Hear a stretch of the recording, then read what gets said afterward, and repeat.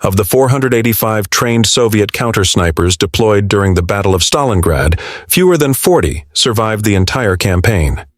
The average life expectancy of a sniper who revealed their position was under 15 minutes.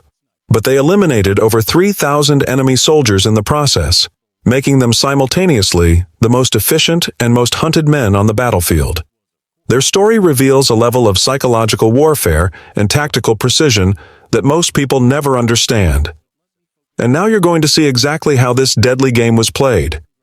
When people talk about Stalingrad, they usually mention the brutal house-to-house fighting or the encirclement of the German Sixth Army.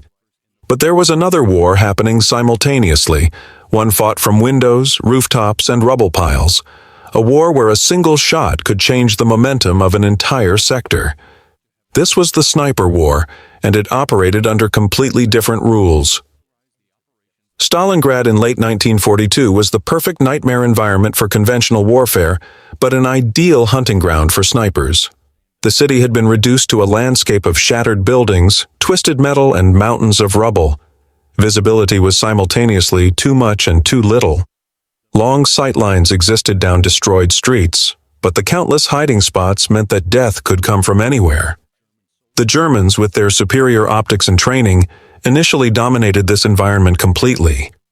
Wehrmacht snipers were methodically picking off Soviet officers, radio operators, and machine gun crews. The psychological impact was devastating. Soldiers became terrified to move during daylight. Supply lines slowed to a crawl. Morale plummeted. The Soviet command realized they had a critical problem. Traditional infantry tactics weren't working against an enemy you couldn't see until it was too late. That's when they started studying the problem systematically. Soviet commanders brought in experienced hunters from Siberia and the Urals, men who understood patience and observation. They analyzed every sniper kill, documented the locations, calculated angles, and began to understand the patterns. What they discovered changed everything. German snipers, despite their skill, were operating with a fatal flaw. They were using predictable positions, the highest points, the most obvious vantage spots, corners of buildings with clear sight lines. They were thinking like marksmen, not like prey. The Soviets realized that to kill a sniper, you had to think like one, move like one, and most importantly, be willing to wait longer than one. This is where Vasily Zaitsev enters the story. He wasn't the highest-scoring Soviet sniper, that distinction belongs to others. But he became the face of the counter-sniper program because he understood something fundamental. Sniping wasn't about shooting, it was about not being shot. His methods became the template for how the Soviets fought back. Zaitsev's primary innovation was the concept of the hunting group. Instead of lone wolves, Soviet snipers operated in carefully coordinated teams of 2 or 3. The spotter was just as important as the shooter, maybe more so. While the sniper maintained a stationary position with the rifle, the spotter used binoculars or a spotting scope to scan the entire area. They weren't looking for targets. They were looking for signs, a glint of glass, a shadow that didn't move with the wind, dust falling from a window frame. Anything that suggested a position was occupied. The teams communicated through a system of hand signals and minimal whispered words. Sound discipline was absolute. A cough, a scrape of metal, even breathing too heavily could give away your position. Zaitsev trained his spotters to memorize the entire landscape. Every window, every hole in every wall, every pile of rubble large enough to hide a man. They created mental maps and updated them constantly as the battlefield shifted. But observation alone wasn't enough. The real breakthrough came in how they approached position selection. Zaitsev taught his students to never use the obvious spot. If there was a perfect sniper position, a textbook location with ideal sight lines and cover, you avoided it completely. Because the enemy knew about it too. Instead, you chose the second best position, or even the third best, somewhere uncomfortable, somewhere with a slightly worse angle, somewhere that required patience and discipline to make work. He also pioneered the use of decoy positions. Teams would set up in one location and carefully create signs of activity elsewhere. A helmet on a stick slowly raised into view. A cloth moved by a string. Anything to draw fire and reveal an enemy position. The moment a German sniper took the bait and fired, his muzzle flash and sound gave away his location. But here's the critical part. The Soviet team wouldn't shoot back immediately. That's what the enemy expected. Instead, they would mark the position, wait hours or even a full day, and then strike when the German felt safe again. The artillery integration was equally calculated. Soviet forward observers worked directly with sniper teams to identify enemy positions that were too fortified for rifle fire. But instead of calling in immediate strikes, they built target lists. They documented everything: reinforced bunkers, machine gun nests, suspected sniper hides, command posts. Then, at carefully chosen moments, usually just before a planned infantry assault, they would call down coordinated artillery barrages on multiple positions simultaneously. This created chaos in the German defensive network. Snipers would be forced to relocate under fire. When they moved, that's when they were most vulnerable. Soviet counter-sniper teams positioned themselves with overlapping fields of fire on likely evacuation routes. They weren't trying to hit the bunker. They were waiting for the men running from it. The kill zones were established using a principle Zaitsev called the corridor of death. Snipers identified streets, alleyways, or open spaces that the enemy had to cross to resupply or reinforce positions. These weren't random locations. They were carefully analyzed choke points where alternative routes were either too dangerous or too time-consuming. Then teams would establish positions covering these zones from multiple angles. The trick was never shooting the first target, or the second. You waited until multiple enemies were in the zone, ideally officers or specialists identifiable by their equipment.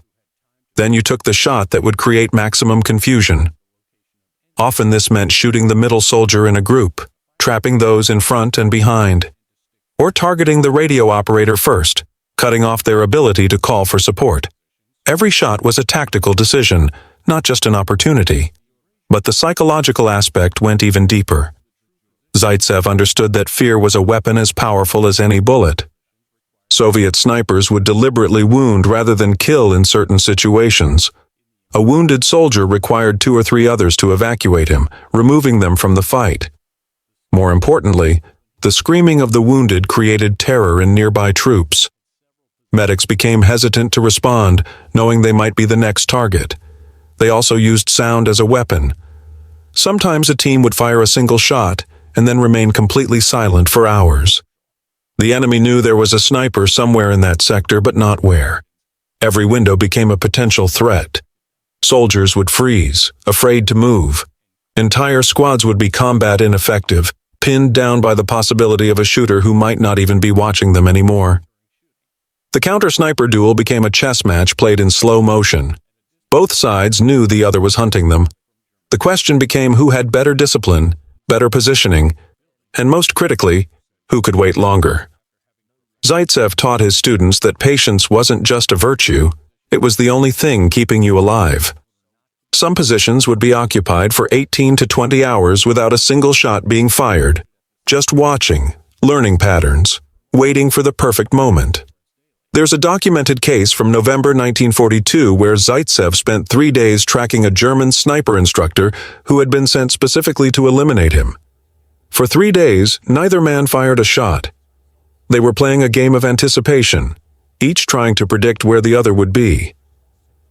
On the 4th day, Zaitsev noticed something: a small piece of glass reflecting light from beneath a sheet of metal near a destroyed tank. It hadn't been there the day before. But instead of taking the shot, he waited another 6 hours. He needed to be certain it wasn't a decoy, and more importantly, he needed the German to feel confident enough to move. Just before dusk, when the light would be in the German's eyes looking west, Zaitsev's spotter saw the slightest motion, a scope being adjusted. That's when Zaitsev fired. 1 shot. The German sniper was eliminated. The psychological toll on the surviving counter-snipers was immense. Unlike regular infantry who fought in groups and could share the burden of combat, snipers operated in isolation or tiny teams. Every decision was life or death. Every movement could be your last. The constant vigilance, the hours of absolute stillness, the knowledge that you were actively being hunted by professionals trained specifically to kill people like you, all of it created a mental strain that few could sustain. Many Soviet snipers who survived the campaign reported never being able to sleep properly again. The hypervigilance, the constant scanning for threats, the calculation of angles and distances became an involuntary reflex. Some couldn't walk down a street in peacetime without automatically identifying sniper positions and planning escape routes. The skills that kept them alive in Stalingrad became a prison they carried for the rest of their lives. By the time the German Sixth Army surrendered in February 1943, the Soviet counter-sniper program had fundamentally changed how urban warfare was understood. The lessons learned in Stalingrad about patience, positioning, psychological warfare, and coordinated tactics between snipers, spotters, and artillery became doctrine. These methods were studied and adapted by military forces around the world and are still taught in sniper schools today. If you want to hear more stories like this, help us out by subscribing.